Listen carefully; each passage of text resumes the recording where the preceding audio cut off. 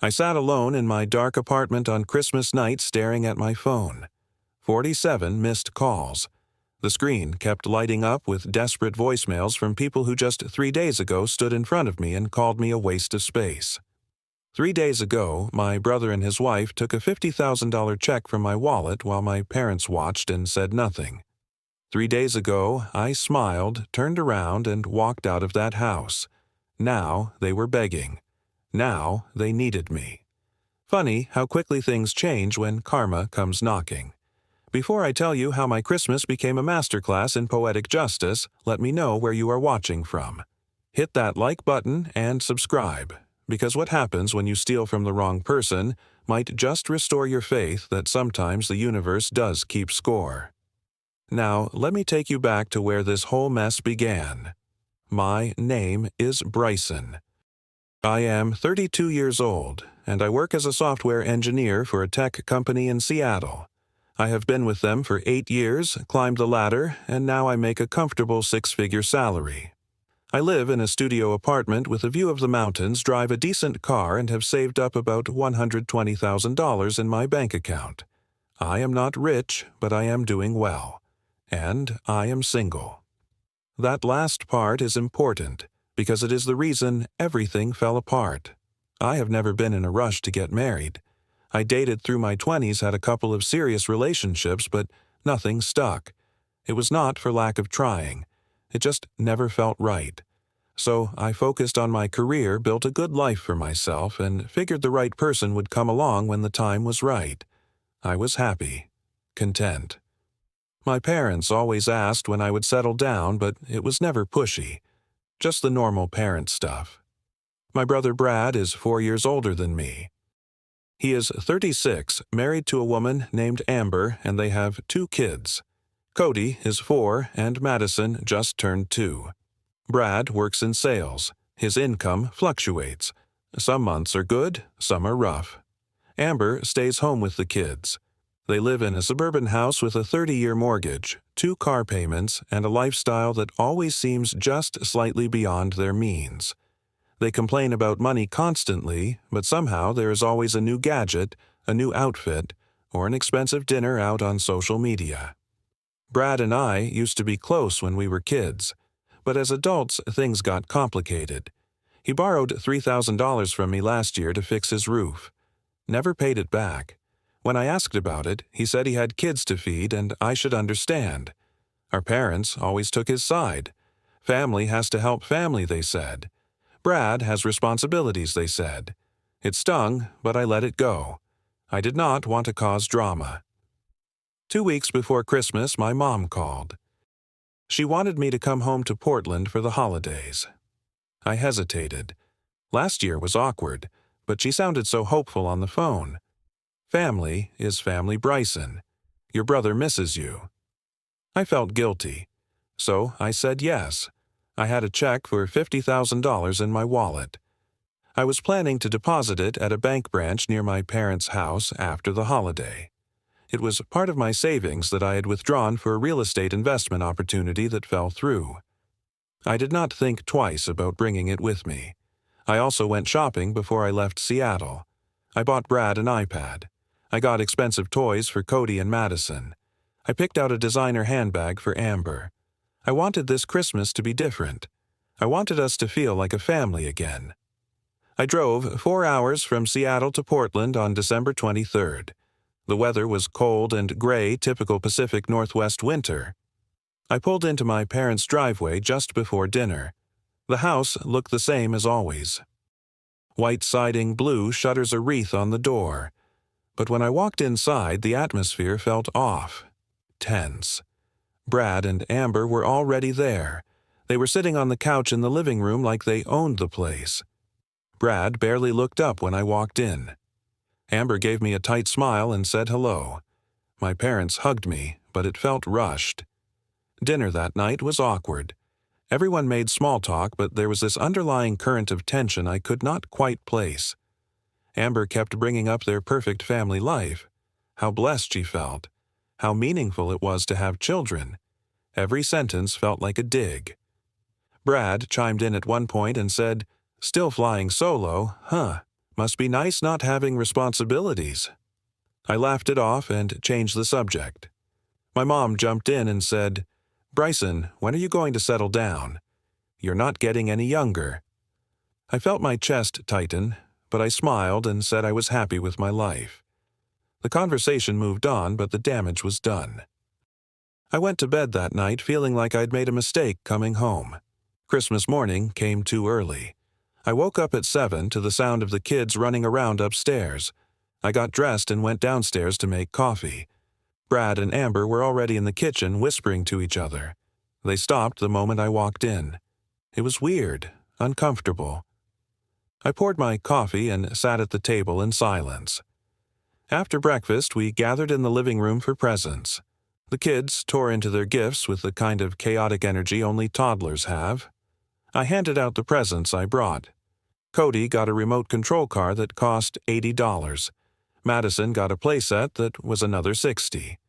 Brad opened the iPad. He looked at it, nodded once, and said thanks. That was it. No enthusiasm, no gratitude, just thanks. Amber opened the handbag. She held it up, examined it, and said, "This is last season's model, but thanks anyway." My stomach dropped. I spent $400 on that bag. My parents said nothing. They just sat there. I felt humiliated. The rest of the morning dragged. We sat around the living room making forced conversation. My dad tried to lighten the mood by talking about football, but it did not help. Around noon, things took a turn. Brad cracked open his third beer of the day and started talking. "You know what they say, Bryson. No wife, no life." He said it with this smug grin on his face. Amber laughed and added, "Exactly. What is the point of making all that money if you have got nobody to share it with?" My mom sighed dramatically and said, "I just want grandchildren from both my sons. Brad gave me 2 beautiful babies. You nothing." My dad chimed in next. "A man your age should have a family by now. Something must be wrong." I felt my face flush. I tried to stay calm. I said I am happy with my life. Not everyone needs to follow the same path. Brad laughed. "That is what lonely people say to feel better." It went on like that for hours. Every conversation circled back to me being single. Amber made comments about me being too picky. My mom wondered out loud if I had commitment issues. Brad kept drinking and getting bolder with his insults. I felt like I was being cornered, trapped. By the time dinner rolled around, I was ready to leave. But I stayed. I do not know why. Maybe I thought it would get better. It did not. After dinner, we were all in the living room again. Brad was drunk. Not falling down drunk, but that loose, mean drunk where people say things they have been holding back. He stood up, wobbled a little, and pointed at me. "You know what your problem is, Bryson? You are selfish." I looked up at him. "Excuse me." He stepped closer. "You heard me. You make all that money, live in your fancy apartment, and do what? Nothing. You contribute nothing to this family." Amber stood up next to him. "Brad is right. You could be helping us, but you just hoard your money." I felt anger rising in my chest. "I bought all these gifts. I helped Dad fix his car last year. What are you talking about?" Brad got louder. "Gifts. That is nothing. We are struggling here, and you do not even care." Amber added, "We have 2 kids to raise, a mortgage, bills, and you. You spend money on yourself." My dad finally spoke up. "Boys, calm down." But Brad did not stop. He got right in my face. "Face it, Bryson. You are a waste of space. No wife, no kids, no purpose. Just a guy with money and no life." The room went silent. I looked at my mom, waiting for her to say something. Anything. She just looked down at her lap. My dad cleared his throat but said nothing. I stood up. My hands were shaking. I walked toward the stairs to get my coat. I went upstairs to grab my keys. I was done. I was leaving. But when I came back down, I saw Brad holding my wallet. My stomach dropped. "What are you doing with my wallet?" He smirked, just checking if my little brother can spare some cash for his family. Amber was standing next to him. In her hand was the check, the $50,000 check. My heart started pounding. Amber held it up like a trophy. $50,000, and you could not even help us with our mortgage. Brad laughed. This is exactly what I'm talking about. Hoarding money while your family suffers. I stepped forward. Give that back. Now. Brad kept smiling. Or what you're going to call the cops on your own brother at Christmas, Amber chimed in. Consider it a family loan. You have plenty. We need this more than you do. I looked at my dad. He opened his mouth, then closed it. He said, Brad, that's going too far. But he did not move. He did not do anything to stop it. My mom spoke next. Bryson has more money than he knows what to do with. Maybe he should help. I could not believe what I was hearing. My own parents were siding with them. Again. I stood there looking at the check in Amber's hand. I looked at Brad standing there with that smug, entitled look on his face. I looked at my parents sitting on the couch doing absolutely nothing, and something inside me shifted. I stopped feeling angry. I stopped feeling hurt. I just felt calm, clear, done. I smiled. Brad noticed. What are you smiling about? I said nothing. Keep it. Amber blinked. What I repeated myself. You heard me. Keep the check. Consider it a Christmas gift. Brad looked confused. You're messing with me. I shook my head. Not at all. You clearly need it more than I do. I could see doubt creeping into his face, but Amber was already folding the check and putting it in her pocket. I walked to the coat rack and grabbed my jacket. My mom stood up. Bryson, where are you going? I pulled on my coat. Home. I've had enough family time for 1 year. My dad tried next. Son, do not leave like this. I turned around one last time and looked directly at Brad. You are right, Brad. I do have no wife, no kids. But I have something you will never have. Self-respect. Then I walked out the door. I got in my car, started the engine, and drove away. In the rearview mirror, I could see Brad and Amber standing in the doorway. They were smiling. They thought they had won. I kept driving. The next morning, I called my bank. I explained the situation. The woman on the phone was incredibly helpful. She confirmed that Amber had tried to deposit the check into their account late the previous night using a mobile deposit app. But here's the thing. I had already called the bank on my drive home Christmas night and put a stop payment on that check. The check bounced. Hard. Not only did they not get the money, but their account got hit with a $350 overdraft fee for trying to deposit a bad check. I called my family lawyer next. He is a guy I went to college with who specializes in family law. I explained everything. He told me that what Brad and Amber did was technically theft. I could press charges if I wanted to. I thought about it, but I did not want to put my parents through that. I just wanted Brad and Amber to learn a lesson. My lawyer said the bounced check and the fees were probably punishment enough, but he sent them a formal letter anyway, outlining that any further attempts to access my money would result in legal action. I called my parents that afternoon. My dad answered. I told him everything. I told him about the stop payment. I told him about the legal letter. I told him I was done being treated like an ATM and a punching bag. My dad sighed. Bryson, they are family. I said, family does not steal from family dad. He did not have a response to that.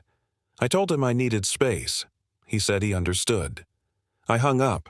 I blocked Brad's number. I blocked Amber's number. I blocked them on social media. I went back to work the day after Christmas and threw myself into a project. It felt good to focus on something productive. I felt lighter, free. Like a weight had been lifted off my shoulders. 3 days after Christmas, my phone started blowing up. I woke up to 47 missed calls. I had voicemails from Brad, Amber, my mom, and my dad. I made coffee, sat down on my couch, and listened to them one by one. Brad's first message was frantic. Bryson, pick up. The check bounced. We are in deep trouble. Please call me back. His second message was angrier. You did this on purpose. You set us up. Call me. Now. His third message was desperate. I am sorry. Okay, I am sorry. Just please call me back. We need to talk. Amber's messages were even worse. The first one was her crying. "Bryson, I am sorry for what I said. We need that money. Our bank account is frozen. Please." The second one was her begging. "Please, Bryson, we made a mistake. We will pay you back. Just please help us." The third one was her trying to guilt me. "Think about Cody and Madison. They are your niece and nephew. Do you want them to suffer?" My mom's messages were predictable. "Bryson, your brother needs help. You have to forgive him. Family forgives." She left 4 messages each, one more insistent than the last. My dad's messages were different. He sounded tired. "Son, whatever happened, we can work it out. Call me." I did not call any of them back. I just sat there listening to them spiral. I called my friend who works at the local bank near my parents' house. I asked him off the record what was going on with Brad and Amber's account. He told me something that made everything make sense. Brad and Amber had taken out a short-term loan from a predatory lending company 2 weeks before Christmas. They used it to buy a new car and splurge on Christmas presents. The loan was due 3 days after Christmas. They were planning to use my $50,000 check to pay it off. When the check bounced, they had no way to repay the loan. The lending company was threatening to repossess the car and take legal action. Their bank account was frozen because of the fraudulent check deposit. They were facing thousands of dollars in penalties and fees. I sat back in my chair and stared at the ceiling. They were not just greedy. They were reckless, irresponsible. They gambled with money they did not have, and when it did not work out, they tried to steal from me to cover their mess. I did not feel guilty. I felt sad. Sad that my family had become this. Over the next week, the calls kept coming. I did not answer any of them. My mom tried reaching out through email. Brad tried sending text messages from different phone numbers. Amber created a fake social media account to message me. I ignored all of it. I changed my phone number. I updated my address with my bank so nothing could be forwarded to my parents' house. I cut them off completely. A month later, I heard through a mutual friend that Brad and Amber had to sell the new car. They were making payment plans with the lending company. They were cutting back on everything. My parents were helping them financially, which meant they were struggling too. I did not feel bad. Actions have consequences. I spent the next few months focusing on myself. I joined a local running club and made some new friends. I started volunteering at a community center on weekends. I met people who valued me for who I was not, for what I could give them. I realized something important. My worth was not tied to whether I had a wife or kids. My worth was tied to how I treated myself and how I let others treat me. I thought about my family a lot during that time. I wondered if I had made the right choice. But every time I questioned myself, I remembered Brad calling me a waste of space. I remembered my parents sitting there and saying nothing. I remembered Amber holding my check like it was hers, and I knew I had made the right choice. My parents sent me a letter in March. It was handwritten by my mom. She apologized. She said they did not realize how badly Brad and Amber had treated me. She said they were wrong to stay silent. She said they missed me. My dad added a note at the bottom. It just said, "I am sorry, son." I read the letter 3 times. I wrote back. I told them I appreciated the apology, but I needed more time. I told them I still loved them, but I could not have a relationship with Brad and Amber. I told them that if they wanted to see me, it had to be without them. I mailed the letter and waited. 2 weeks later, my dad called. I almost did not answer, but something told me to pick up. He said he understood. He said he and my mom wanted to visit me in Seattle. Just the 2 of them. I agreed. They came up in April. We had dinner at a quiet restaurant downtown. It was awkward at first, but we talked. Really talked. My mom cried. My dad admitted he had enabled Brad for too long. They told me they were proud of me. Not for my job or my savings, but for standing up for myself. It was not perfect, but it was a start. I never spoke to Brad or Amber again. I heard through my parents that they eventually got back on their feet, but it took them over a year. They had to downsize their house. They had to give up a lot of luxuries. I do not know if they ever learned their lesson, and honestly, I do not care. They are not my problem anymore. I learned something important through all of this. Family is not just about blood. It is about respect. It is about love. It is about showing up for each other in real, meaningful ways. My brother and his wife did not see me as family. They saw me as a resource, a wallet. And when I stopped playing that role, they panicked. But that was not my fault. That was theirs. I also learned that being alone is not the same as being lonely. I spent years hearing people say, "No wife, no life like my existence was incomplete without someone else." But I realized that the only person who gets to define my life is me. I am not incomplete. I am whole. And I do not need anyone's approval to know that. I am still single. I am still focused on my career. I still live in my studio apartment with the mountain view. And I am happy. Genuinely, deeply happy. Because I am no longer carrying the weight of people who did not value me. I am no longer bending over backwards for family members who only saw me as a means to an end. I am free. And that freedom is worth more than any relationship built on obligation and guilt. So here I am, almost a year later. I still think about that Christmas sometimes. I think about the look on Brad's face when I told him to keep the check. I think about the voicemails full of panic and desperation. I think about my parents finally apologizing. And I think about the moment I walked out of that house and chose myself. They said, "No wife, no life," as if my worth was measured by who stood beside me.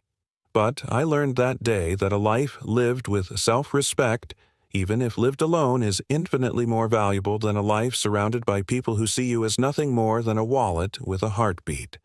And sometimes the best gift you can give yourself is the freedom to walk away. I want to hear from you. Have you ever had to cut off a family member who did not respect you? How did you handle it? Drop your story in the comments below. If this story resonated with you, smash that like button and subscribe to this channel for more real-life stories about standing up for yourself. Share this video with someone who needs to hear that it is okay to put themselves first. Thank you so much for watching, and remember, your worth is not defined by anyone but you. Take care of yourself out there, and I will see you in the next one.